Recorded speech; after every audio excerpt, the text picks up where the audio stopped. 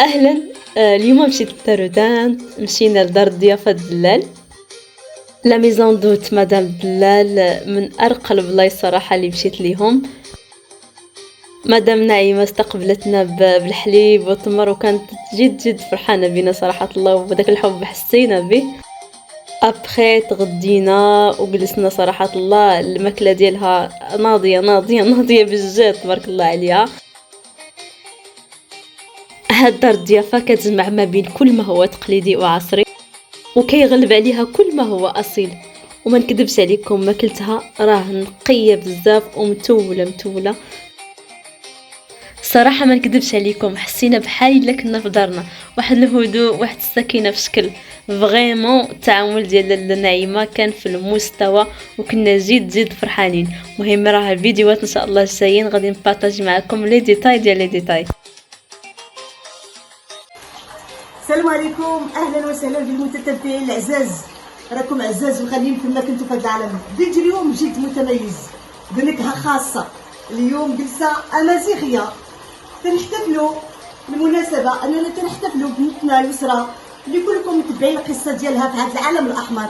يسرى بنتنا اللي واحد النموذج اللي خصنا نكبروا فيه، خصوصا وانها دارت عيد الميلاد والاب ديالها بين القضبان. اذا الدور ديالنا حنا كامهات كمغاربه خصنا نرفعوا ليها المعنويات. وانا كما تتعرفوا عليا الجميع وبشهادتكم ان اي واحد عنده معاناه تنتضامن معاه بالقلب وبالروح وبالجوارح.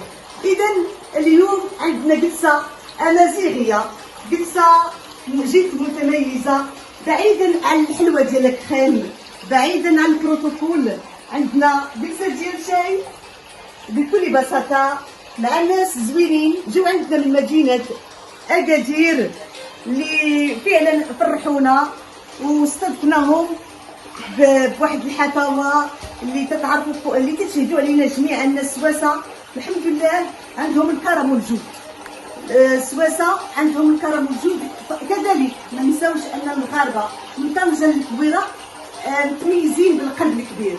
اذا بنتنا يسرى تنهنوك وتنقولوا لك الف مبروك بنتنا يسرى، كل عام وانت بالف خير. بجميع اللغات كنقول لك عيد ميلاد سعيد، الله يفرحك وخليك دائما مبتسمه وخليك دائما فرحانه ان شاء الله. تلقي الاب ديالك في القريب العاجل وتما تكمل الفرحه انت واختك والاسره الجميله. ما هي الا الوقت ان شاء الله، وغادي توصلي وغادي تفرحي بالاب ديالك. وانا كتبت لك الف مبروك، كندير لك الفال ان الاب يحتفل بالحريه في القريب العاجل. فيديو اليوم فيه بزاف ديال المفاجات، ما عليكم الا تبعوه من الاول حتى الاخر. الدار ديالنا غادي نحطها لكم كل مره فيديو ما هاد البنات داروا، خداو تصاور كل زاويه ديال الدار. اذا غادي تبعوا معنا الفيديوهات الماجيه، وغادي ان شاء الله اللي مهتمه وبغات تكتشف الدار وبغات تجي للدار، الرقم ديالي راه غادي نخليه لكم في اول تعليق وفي صندوق الوصف. ونتمنى بنتنا تقبل علينا هذا الكادو على اساس انها تزورنا ونطلعوا فيها بالزيت رقان وباملو وبحويجات اللي تتميز بهم مدينه تارودان. عندنا واحد الفنانه جات عندنا من مدينه اكادير امازيغيه بمثابه البنت ديالي الاخت ديالي. انسانه تبارك الله عندها ما يتقال في الراس، فنانه بمعنى الكلمه. عندها الصفحه ديال انستغرام ديالها، خصكم تدخلوا وتكتشفوا اشنو كدير هاد اليديات، اشنو تيخرج منهم. عندها الخط العربي والابداع ما شاء الله. غادي نستضيفوها حتى هي في حلقه الماجيه وتقول لنا كيفاش وصلت وكيفاش حققت ذاتها وكيفاش انها تترسم بحال هاد اللوحات. هاد اللوحات ماشي هي اللي رسمهم، ولكن تدير بحالهم تبارك الله ما شاء الله.